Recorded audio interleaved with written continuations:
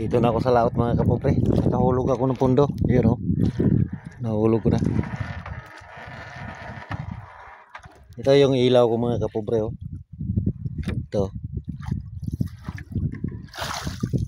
Ilublob ko yan sa ano, dagat. Tapos hindihan natin.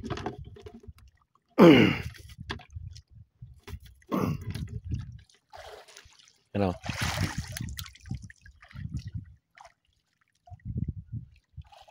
Mahina pa tingnan ng ilaw kasi maliwanag pa eh. Kaya ilublob ko yan. Dito yan sa ilalim ng dagat.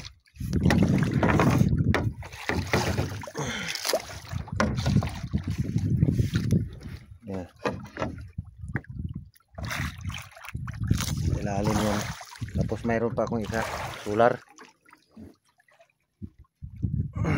Ano lang yan ng solar, 40 watts.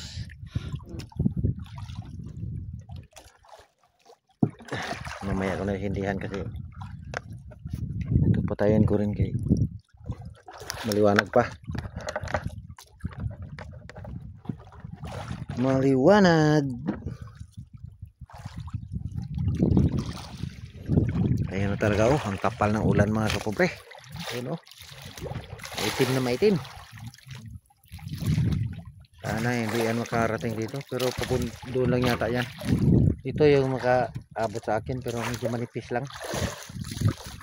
Okay lang yan. Sana naman hindi ko maabutan ng ulan na yan. Nakakainis kasi pag maulan, nakaringkot ka, mainit. Mainit sa katawan. Babalik ako mamaya nga pobre pag ano. Nagugutom na ako. Wala kasi akong baon na ulam. Kaya manibot pa ako ng pusit mamaya. Kilawin ko na lang.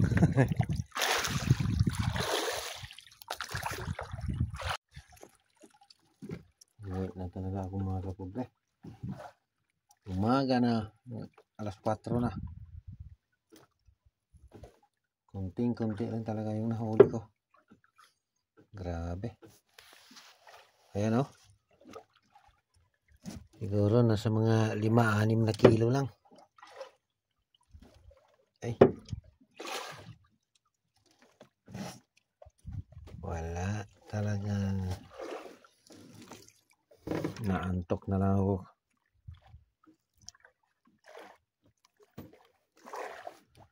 Walang ganang kumain.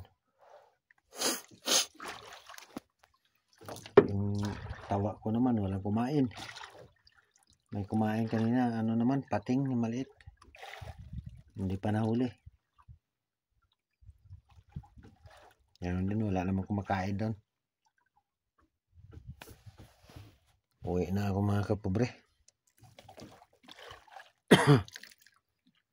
Umaga na. Medyo maliwanag-liwanag na konti. Ayan ang buwan oh, mataas na mataas na.